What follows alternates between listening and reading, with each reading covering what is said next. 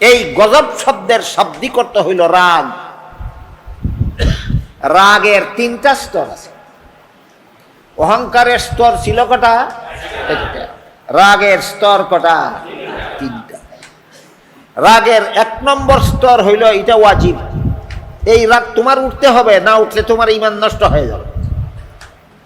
রাগের 2য় স্তর হইল জায়েজ, এই রাগ যদি চরিতার্থ করো তবুও গুনাহ হবে না, এই রাগ যদি হজম করো তাহলে সব হবে। এই 2য় স্তর রাগের।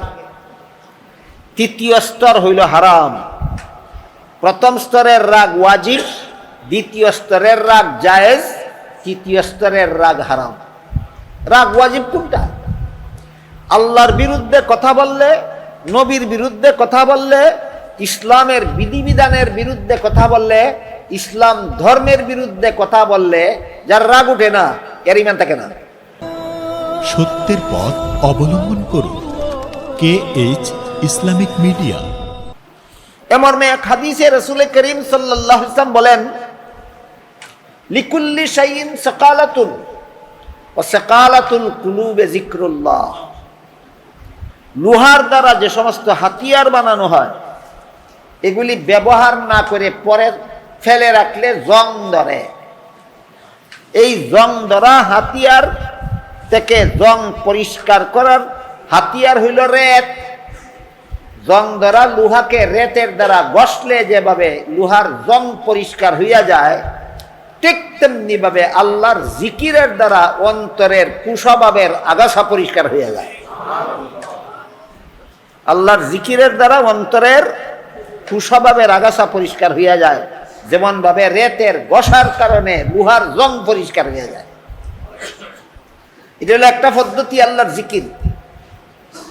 আরেকটা পদ্ধতি আল্লাহ কোরআনে বলেছেন, ইয়া আইয়ুহাল্লাযীনা আমানুত্তাকুল্লাহা ওয়া কুনু মা'আস সাদিকিন। হে ঈমানদারগণ, তোমরা আল্লাহওয়ালা হও, খুদাবিরু হও, পরহেজগার হও। আর এটা নিজে নিজে হওয়া যাবে না, আল্লাহওয়ালাদের সঙ্গ লাভ করো। অন্তরের কুস্বভাবের আগাছা পরিষ্কার করার একটা পদ্ধতি আল্লাহর জিকির, আর একটা পদ্ধতি আল্লাহওয়ালাদের সুহবত, আল্লাহওয়ালাদের সঙ্গ লাভ করা। এই যে বাতিগুলি আমাদের মাথার উপর জ্বলতেছে, বাতির নিচে আপনারা যারা বসেছেন, আপনাদের শরীরটা বাতির আলোতে আলোকিত কিনা? এখান থেকে দূরে সরে গেলে কি আলোকিত থাকবে না অন্ধকার হয়ে যাবে? যেমন ভাবে বাতির নিচে বসলেই বাতির আলোতে শরীরটা আলোকিত হয়ে যায়, আর সরে গেলেই অন্ধকার হয়ে যায়, ঠিক তেমনি ভাবে আল্লাহওয়ালাদের অন্তরটা আল্লাহর মারিফতের আলোতে আলোকিত। এদের অন্তরে বাতি জ্বলে। এদের সুহবতে গিয়া যারা বসে, আল্লাহওয়ালাদের অন্তরের রুহানি বাতির আলোতে এই গুনাহগার মুরিদের অন্তর আলোকিত হতে থাকে। ইলেকট্রনিক্স বাতির আলোর দ্বারা যেমন ভাবে আমাদের শরীর আলোকিত হয়, ঠিক তেমনি ভাবে আল্লাহওয়ালাদের সুহবতের দ্বারা আমাদের অন্ধকার অন্তর আলোকিত হয়।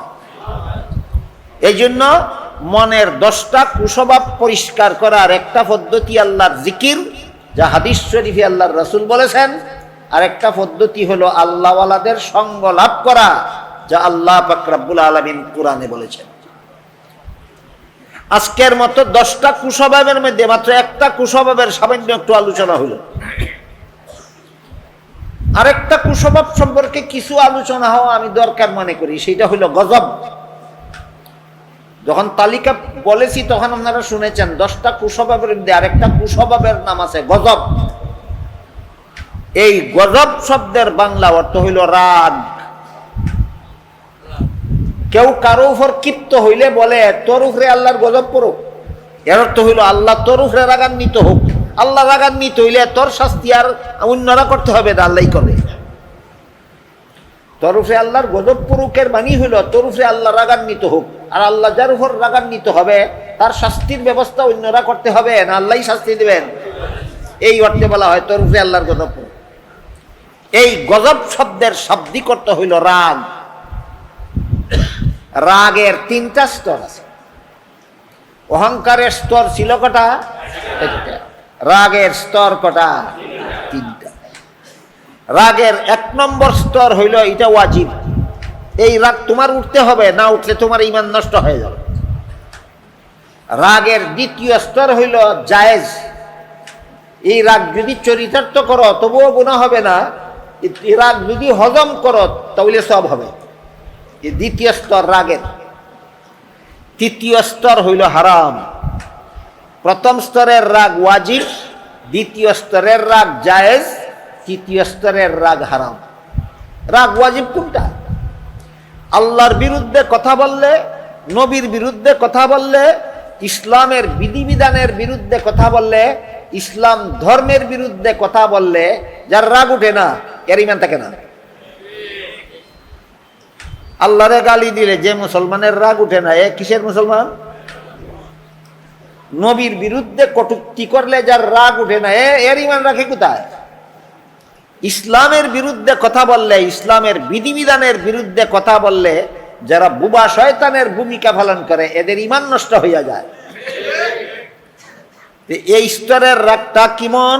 হারাম না ওয়াজিব? এই স্তরের রাগটা হইল ওয়াজিব। আরেক স্তরের রাগ হইল এক ব্যক্তি আপনার 5,000 টাকার সম্পদ অপহরণ করে নিয়ে গেল, আপনার খুশি লাগবে না রাগ উঠবে? রাগ উঠবে। এই রাগটা চরিতার্থ করতে হইলে তার কাছ থেকে আপনি 5,000 টাকা যে কোনো উপায়ে উদ্ধার করবেন, হারাম হবে? যে আপনার 5,000 টাকা অপহরণ করলো, 5,000 টাকার সম্পদ অপহরণ করলো, তার প্রতি আপনি রাগান্বিত হয়ে তার কাছ থেকে 5,000 টাকার সম্পদ উদ্ধার করলেন, হারাম হবে না জায়েজ? জায়েজ। এই হইল 2য় স্তরের রাগের উদাহরণ। 3য় স্তরের রাগ হইল সে আপনার 5,000 টাকার সম্পদ নিয়ে গেছিল, রাগান্বিত হয়ে আপনি তার 50,000 টাকার সম্পদ আত্মসাৎ করে ফেললেন। সে নিছিল কি পরিমাণ, আপনি উদ্ধার করলেন কি পরিমাণ? বাকি 45,000 টাকা আপনার হারাম। যে পরিমাণ রাগে ওই উদ্ধার করার পরিমাণ ঠিক থাকতে দেয় না, ওই পরিমাণ রাগ হারাম, ওই পরিমাণ রাগ হারাম। দুনিয়াতে মানুষের সমাজে যত মানুষের বিরুদ্ধে যত রকমের জুলুম, অন্যায়, অত্যাচার, অবিচার, নির্যাতন করে থাকে সবগুলি এই রাগের কারণেই হয়। রাগের কারণেই জুলুম হয়, রাগের কারণেই অত্যাচার হয়, রাগের কারণেই নির্যাতন হয়। এই হারাম রাগকে কন্ট্রোল করার জন্য একটা ট্রেনিং আছে। আল্লাহ নিজে কোরআনে এই ট্রেনিংটা দিছেন। হারাম রাগকে কন্ট্রোল করার একটা ট্রেনিং আছে, ট্রেনিং দিছেন আল্লাহ নিজে কোরআনে। কিভাবে ট্রেনিং দিছেন? অন্য অনেক লম্বা একটা ঘটনা, আমি শর্টকাটে আপনাকে বলি। নবীর বিবি আয়েশা রাদিয়াল্লাহু তাআলা উম্মুল মুমিনিন, আল্লাহ কোরআনে বলেছেন আন-নাবিয়্যু আওলা বিল মুমিনিনা ওয়া আজওয়াজুহু উম্মাহাতুহু, নবী মুমিনদের কাছে সবচেয়ে বড় মহব্বতের পাত্র, আর নবীর বিবিগণ সমস্ত মুমিনদের মা। নবীর বিবিগণ সমস্ত মুমিনদের মা। মা কথার আবার ব্যাখ্যা আছে। মা অর্থ এই নয় যে তার সাথে পর্দা লাগবে না। মা অর্থ হইল তোমার মাকে যেভাবে তোমার জন্য বিয়ে করা হারাম, নবীর বিবি বিধবা হলেও নবীর বিবিকেও তোমার মায়ের মতো বিয়ে করা হারাম। বলেন মা বলা হয়েছে পর্দার ব্যাপারে না বিয়ে হারাম হওয়ার ব্যাপারে? হ্যাঁ, নবীর বিবিরে বিয়ে করা হারাম, এই অর্থে কোরআনে নবীর বিবিকে আমাদের মা বলা হয়েছে। তো নবীর বিবি আয়েশা রাদিয়াল্লাহু তাআলা আনহা উম্মুল মুমিনিন, উনার বিরুদ্ধে এক কুখ্যাত মুনাফিকে একবার উনার বিরুদ্ধে চরিত্রহীনতার অভিযোগ তুলেছিল। নবীর বিবি আয়েশা চরিত্রহীন।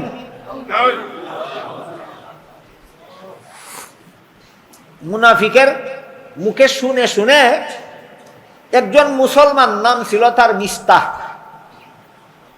ইনিও মুনাফিকের মুখে শুনে শুনে তিনিও নবীর বিবির চরিত্র বিরোধী কথাটা মানুষের সাথে আলোচনা শুরু করলেন। এই মিস্তা হযরত আবু বকর সিদ্দিক রাদিয়াল্লাহু আনহুর আত্মীয় হইত, অত্যন্ত গরীব ছিল। আবু বকরের সাহায্য সহযোগিতায় মিস্তার সংসার চলত। আর আবু বকরের মেয়ে ফাতেমার আয়েশার বিরুদ্ধে আয়েশার চরিত্রের বিরুদ্ধে সমাজ বদনাম রটায়। যে আয়েশার চরিত্রের বিরুদ্ধে বদনাম রটায়, ই আয়েশার বাবার সাহায্য পাইয়া তার সংসার চলে। কথা পরিস্থিতিটা বুঝলেন কিনা? শেষ পর্যন্ত আল্লাহ পবিত্র কোরআনের সূরায়ে নূর নাজিল করলেন। সূরায়ে নূর নাজিল করে সব ব্যাপারের দফা রফা করে দিলেন। যে সমস্ত মুসলমানেরা মুনাফিকের কথা শুনে শুনে আয়েশার চরিত্রের বিরুদ্ধে বদনাম রটাইছিল, এদেরকে 80 করে বেত্রাঘাত করা হল। মিস্তাকেও 80 বেত্রাঘাত করা হল। তিনি তওবা করলেন, মাফ চাইলেন আয়েশার কাছেও, আবু বকরের কাছে। শাস্তিও দেওয়া হইল, তওবাও করলেন, মাফও চাইছেন। এটাই আল্লাহর কাছে মাফ পাওয়ার ব্যবস্থা। কিন্তু হযরত আবু বকর সিদ্দিক রাদিয়াল্লাহু আনহু মিস্তার প্রতি রাগান্বিত হইলেন। এই যে